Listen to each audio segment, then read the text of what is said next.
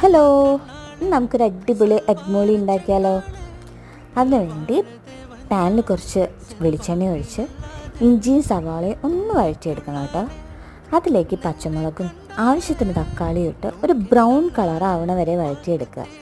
പിന്നെ ഇച്ചിരി മഞ്ഞളും കുറച്ച് ഗരം മസാലയും കുറച്ച് കുരുമുളകും ഇട്ട് അതിൻ്റെ പച്ച മണമൊക്കെ മാറണ വരെ വഴറ്റി ആവശ്യത്തിന് തേങ്ങാപ്പാലും ഒഴിച്ച് വെക്കണം കേട്ടോ. തേങ്ങാപ്പാൽ തിളക്കരുത്, അതിൻ്റെ മുന്നേ ആയിട്ട് തന്നെ നമ്മൾ ഉപ്പൊക്കെ ഒന്ന് നോക്കി മുട്ടയും വെച്ച് കൊടുക്കണേ. മുട്ട ഞാനിവിടെ ബുൾസൈ ചെയ്തിട്ടാണ് വെക്കുന്നത്. കുരുമുളകും ഉപ്പും ഇട്ടിട്ട് ബുൾസൈ ചെയ്ത മുട്ടയാണ് അത്. പിന്നെ അതിലേക്ക് 2-3 തക്കാളിയുടെ കഷ്ണങ്ങളും പിന്നെ കുറച്ച് കറിവേപ്പിലയും ഒരു സ്പൂണ് വെളിച്ചെണ്ണയും തൂവി ഒരു 10 മിനിറ്റ് അതൊന്ന് അടച്ച് വെക്കണം കേട്ടോ. അത് ഫ്ലെയിം ഓഫ് ചെയ്തതിന് ശേഷം അത് കഴിഞ്ഞ് തുറന്നെടുത്ത് കഴിഞ്ഞാൽ നല്ല അടിപൊളി എഗ് മോളി റെഡി. നിങ്ങളെല്ലാവരും ട്രൈ ചെയ്ത് നോക്കണം കേട്ടോ.